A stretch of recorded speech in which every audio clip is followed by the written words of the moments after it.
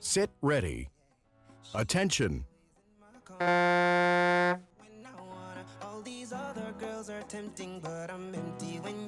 Ja kindlasti tuleb see väga põnev sõit, sellepärast et esindatud on ka mullune poodiumitrio ja Tiina Kapten loomulikult on nimi, kellest juba oleme ka siin täna rääkinud ergomeetri sõudmise mõistes, aga tema mullu võitis sõudespinningu esindaja ja tulemusega 3.29.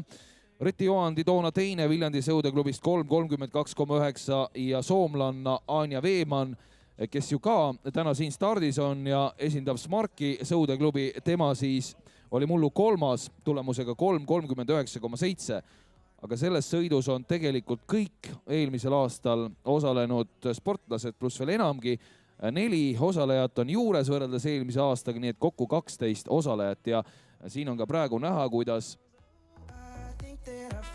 head treeningukaaslased ja sõbrannad, tõenäoliselt Tiina Kapten ja Reti Joandi on tandemina seda sõitu valitsemas. Reti Joandi küll õrnalt juhtimas, see õrn vahe tähendab umbes 2 meetrit ja no ega see sõit on kaugeltki veel pikalt siin kestmas ja pole ammugi veel tehtud, nii et ootame ära, kui 300 meetrit on jäänud, vaatame siis Tiina ja Reti omavahelist suhet seal ja siis on võimalik vast ehk midagi rohkem vormi kohta ja ennustada midagi ka. Aga Marika Laaksonen, tema on hetkel siis 3. positsioonil, 18 meetrit kaotust ja Riis 4. positsioon. Nii et üsna tihe andmine on seal pealt 3.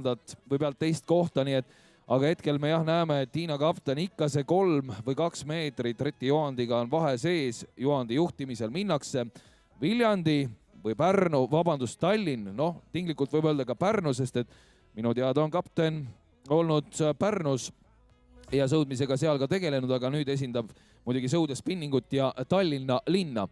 Aga näete, väga põnev võistlus on, sellepärast et see vahe on püsinud sisuliselt muutumatuna ja nüüd jõuavad küll need hetked kätte, kus see viimane 300 tuleb ette võtta ja siin läheb juba põletavaks see tunne, mida sõudjad praegu kogevad.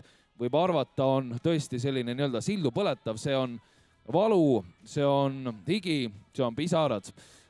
Ja näeme, et Marika Laaksonen on hakanud ka vaikselt oma paadi nina ettepoole tõmbama ja seda eriti võrreldes Tiina Kapteniga, sest et kohe jõuab ta Kapteniga täpselt samasse kohta ja mõlemad on nüüd nina-ninas seal liikumas, samas kui Reti Joandi on liikumas praegu liidrina, aga mulle tundub, et Marika Laaksonen võib hakata Reti Joandit ohustama, kui nüüd Joandi ei võta viimasel 110 meetril midagi väga tõsist ette.